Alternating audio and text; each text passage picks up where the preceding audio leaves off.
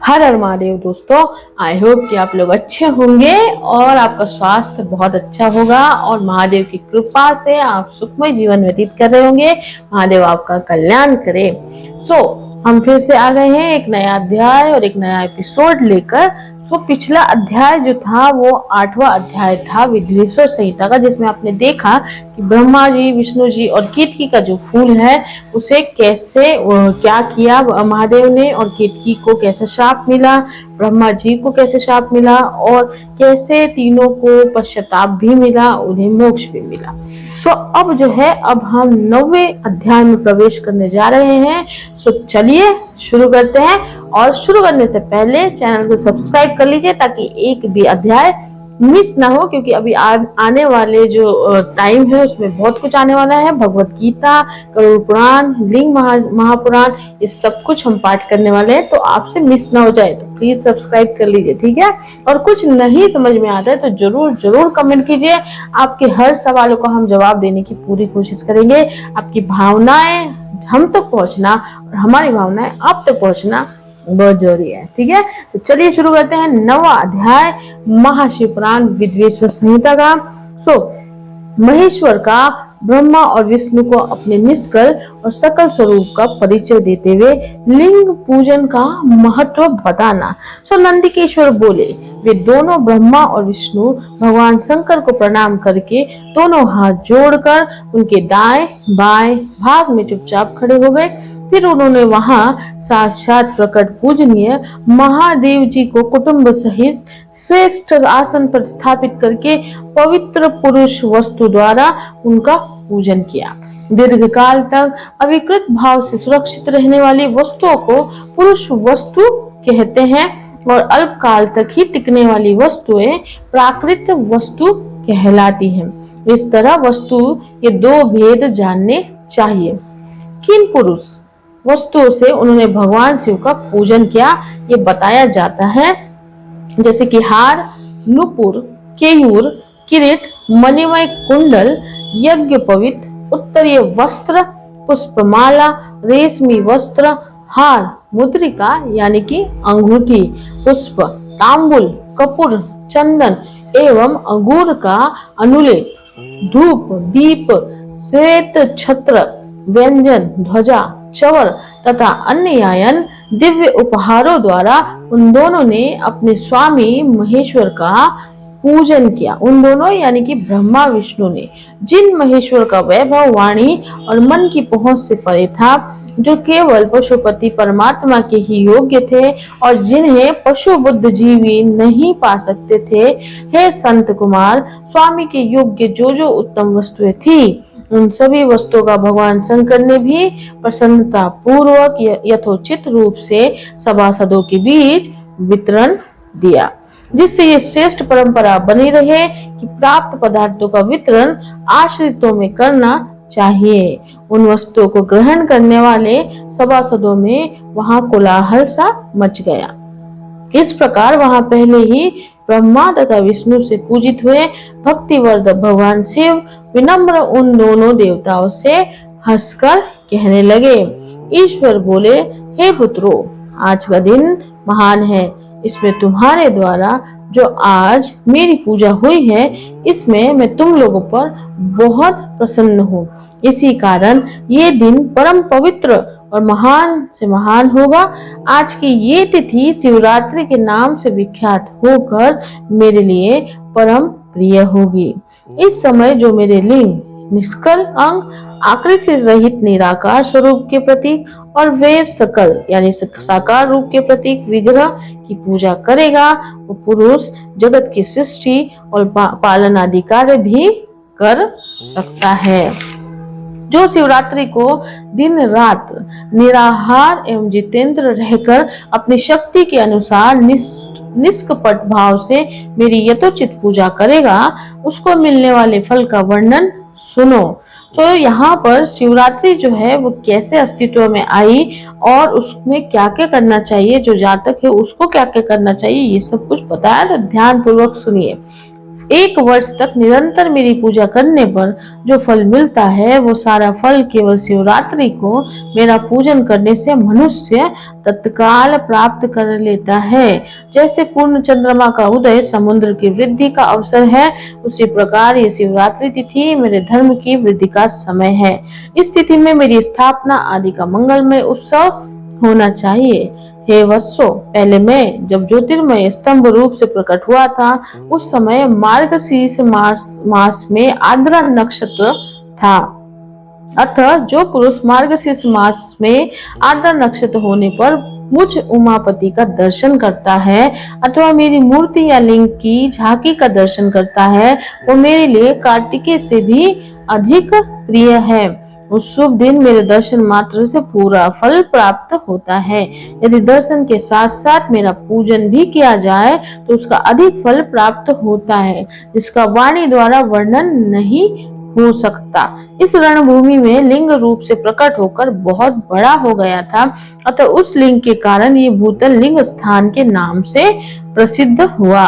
हे पुत्रों, जगत के लोग इसका दर्शन और पूजन कर सके, इसके लिए अनादि और अनंत ज्योतिर स्तंभ अत्यंत छोटा हो जाएगा। ये लिंग सब प्रकार के भोगों को सुलभ कराने वाला और भोग तथा मोक्ष का एकमात्र साधन होगा। इसका दर्शन, स्पर्श तथा ध्यान प्राणियों को जन्म और मृत्यु से छुटकारा दिलाने वाला होगा। अग्नि के पहाड़ जैसा जो ये शिवलिंग यहाँ प्रकट हुआ है, इसके कारण ये स्थान अरुणाचल नाम से प्रसिद्ध होगा। तो दोस्तों, अरुणाचल नाम जो है अरुणाचल प्रदेश का, वो किस लिए पड़ा सुन लीजिए बहुत ध्यान से। पहले ही हमने बताया कि अग्नि के पहाड़ जैसा शिवलिंग जो वहां पे जो स्तंभ था, मतलब वो वहां उस स्थान पर जब हुआ था, उत्पादित हुआ था, तो उसे इसीलिए अरुणाचल नाम दिया गया है। तो मतलब जो शिवलिंग का स्तंभ था वो अरुणाचल में आया था। यहाँ अनेक प्रकार के बड़े बड़े तीर्थ प्रकट होंगे। इस स्थान में निवास करने या मरने से जीवों का मोक्ष हो जाएगा। रतो स्वादि के आयोजन से यहाँ सब अनेक लोग कल्याणकारी रूप से निवास करेंगे। इस स्थान पर किया गया दान, हवन तथा जाप ये सब करोड़ गुना फल देने वाला होगा। ये क्षेत्र मेरे सभी क्षेत्रों में श्रेष्ठतम होगा। यहाँ मेरा स्मरण करने मात्र से प्राणियों की मुक्ति हो जाएगी। अतः ये परम रमणीय क्षेत्र अति महत्वपूर्ण है। ये सभी प्रकार के कल्याणों से पूर्ण, शुभ और सबको मुक्ति प्रदान करने वाला होगा। इस लिंग में मुझ लिंगेश्वर की अर्चना करके मनुष्य सालोक्य, सामीप्य, सारूप्य, साष्टी और सायुज्य इन 5 प्रकार की मुक्तियों का अधिकार प्राप्त कर लेगा। आप लोगों को भी शीघ्र ही सभी मनोवांछित फल प्राप्त होंगे। नंदिकेश्वर बोले, इस प्रकार विनम्र ब्रह्मा तथा विष्णु पर अनुग्रह करके भगवान शंकर ने उनके जो सैन्य दल परस्पर युद्ध में मारे गए थे, उन्हें अपनी अमृत वर्षणी शक्ति से जीवित कर दिया। उन दोनों ब्रह्मा और विष्णु की मूढ़ता और पारस्परिक वैर को मिटाने के लिए भगवान शंकर उन दोनों से कहने लगे, मेरे 2 रूप हैं, सकल और निष्कल। दूसरे किसी के ऐसे रूप नहीं है, अतः मेरे अतिरिक्त अन्य सब अनिश्वर हैं। हे पुत्रों, पहले मैं स्तंभ रूप से प्रकट हुआ, फिर अपने साक्षात रूप से। ब्रह्मा भाव मेरा निष्कल रूप और महेश्वर भाव सकल रूप है। ये दोनों मेरे ही सिद्ध रूप है, मेरे अतिरिक्त किसी दूसरे के नहीं हैं। इस कारण तुम दोनों का अथवा अन्य किसी का भी ईश्वर तत्व कभी नहीं है। अज्ञान के कारण तुम दोनों को जो ईश्वर तत्व का आश्चर्यजनक अभिमान उत्पन्न हो गया था, उसे दूर करने के लिए ही मैं इस रणभूमि में प्रकट हुआ हूँ। उस अपने अभिमान को छोड़ दो और मुझ परमेश्वर में अपनी बुद्धि स्थिर करो। मेरे अनुग्रह से ही सभी लोकों में सब कुछ प्रकाशित होता है। इस गूढ़ ब्रह्मा तत्व को तुम्हारे प्रति प्रेम होने के कारण ही मैं बता रहा हूँ। मैं ही पर ब्रह्म हूँ। कल यानी कि सगुण और अकल यानी कि निर्गुण, ये दोनों ही मेरे ही स्वरूप है। मेरा स्वरूप ब्रह्मा रूप होने के कारण मैं ईश्वर भी हूँ। जीव पर अनुग्रह आदि करना मेरा कार्य है। हे ब्रह्मा और केशव, सबसे बृहत और जगत की वृद्धि करने वाला होने के कारण मैं ब्रह्मा हूँ। हे पुत्रों, सर्वत्र स्वरूप से स्थित और व्यापक होने से मैं ही सबका आत्मा हूँ। अन्य सभी जीव अनंत रूप में है, इसमें संदेह नहीं है। स्वर्ग से लेकर अनुग्रह तक आत्मा या ईश्वर से भिन्न जो जगत संबंधी 5 कृत्य हैं, वे सदा मेरे ही है, मेरे अतिरिक्त दूसरे किसी के नहीं है, क्योंकि मैं ही सबका ईश्वर हूँ। पहले मेरी ब्रह्मा रूपता का बोध कराने के लिए निष्कल लिंग प्रकट हुआ था, फिर तुम दोनों को अज्ञात ईश्वर तत्व का स्पष्ट साक्षात्कार कराने के लिए मैं साक्षात जगदीश्वर ही सकल रूप में तत्काल प्रकट हो गया। अतः मुझ में जो ईश्वर है वह उसे ही मेरा सकल रूप जानना चाहिए, तथा जो मेरा निष्कल स्तंभ है वह मेरे ब्रह्मा स्वरूप का बोध कराने वाला है। हे पुत्रों, लिंग लक्षण युक्त होने के कारण ये मेरा ही लिंग चिन्ह है। तुम दोनों को प्रतिदिन यहाँ रहकर इसका पूजन करना चाहिए। ये मेरा ही स्वरूप है और मेरे सामीप्य की प्राप्ति कराने वाला है। लिंग और लिंगी में नित्य अभेद होने के कारण मेरे इस लिंग का महान पुरुषों को भी पूजन करना चाहिए। हे वत्सो, जहाँ जहाँ जिस किसी ने मेरे लिंगों को स्थापित कर लिया, वहाँ मैं अप्रतिष्ठित होने पर भी प्रतिष्ठित हो जाता हूँ। मेरे एक लिंग की स्थापना करने का फल मेरी समानता की प्राप्ति बताया गया है। एक के बाद दूसरे शिवलिंग की भी स्थापना कर दी गई, तब फल स्वरूप से मेरे साथ एकत्व सायुज्य मोक्ष रूप फल प्राप्त होता है। प्रधानतः शिवलिंग की स्थापना करनी चाहिए। मूर्ति की स्थापना उसकी अपेक्षा गौण है। तो शिवलिंग के अभाव में सब ओर से मुक्ति युक्त होने पर भी वो स्थान क्षेत्र नहीं कहलाता। सो इस प्रकार से शिव महापुराण के अंतर्गत प्रथम विद्वेश्वर संहिता में शिव के महेश्वर तत्व का वर्णन नामक 9वां अध्याय पूर्ण हुआ। हर हर महादेव। सो दोस्तों, देखा आपने कि 9वें अध्याय में कितना कुछ बताया गया है।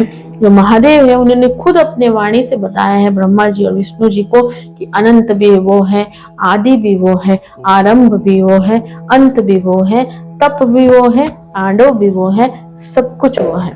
सो उनको कैसे पूजा जाए और लोगों को उनका जो रूप है, जो आकार है, जो लिंग रूप में है और जो मूर्ति रूप में है, उसको भी पूजना कितना जरूरी है। तो ये इम्पोर्टेंस बताया गया है लिंग का भी, और महादेव का वर्णन किया गया है इसमें बहुत सुंदर। और ये सुनकर बहुत ही एक अच्छा लगता है कि इसमें महादेव के मुख से जो ये वाणी निकली है, जिसमें उन्होंने सब बताया है कि ये दुनिया कितनी, मतलब सब उनके ऊपर है। जो ब्रह्मांड है, जो यूनिवर्स है, जो सुख है, जो दुख है, सब कुछ उनके अंडर आता है। तो कोई भी ये अहंकार ना करे। आजकल दुनिया में ना फैल रहे हैं, मतलब बहुत सारे ऐसे लोग हैं जो अपने आप को भगवान समझ रहे हैं। खासकर ये जो बाबा लोग रह रहे हैं आजकल, उपदेश वगैरह देते हैं, लोगों को गलत ज्ञान देते हैं और बाद में पता चलता है कि भाई वो खुद ही करप्ट है, मतलब खुद ही अपराधी हैं वो लोग। तो ऐसे लोग जो है, इंसानों ने क्या किया ना, भगवान को छोड़कर मानना, शक्ति को छोड़कर मानना, ऐसे लोगों को मानने लगे हैं। और इसीलिए फिर ये प्रलय वगैरह ये सब कुछ बहुत हो रहा है, परेशान हो रहे हैं लोग। क्योंकि बाबा, देखो कोई भी बाबा हो जो बैठकर तुमको प्रवचन दे दे या फिर तुम्हारे बोलते हैं ना कि सुख दुख ठीक कर देता, ऐसा कुछ नहीं होता। पर ब्रह्म पर एक ही शक्ति है और वही शक्ति का सब पर आधिपत्य है। उनसे बड़ा और कोई भी नहीं है।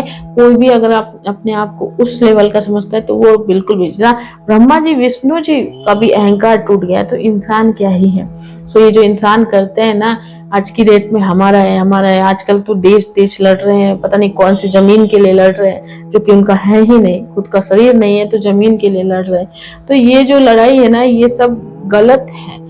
आप आए हो एक कर्म करने के लिए और आपको वापस मरकर वापस से आपको आत्मा लोक में जाना है, यही आपका कर्म है। और आपने अच्छे कर्म नहीं किए और इसी मोह माया में फंसे रहे, तो फिर फायदा क्या। जो मेन बॉस है सब उन्हीं का दिया हुआ तो है।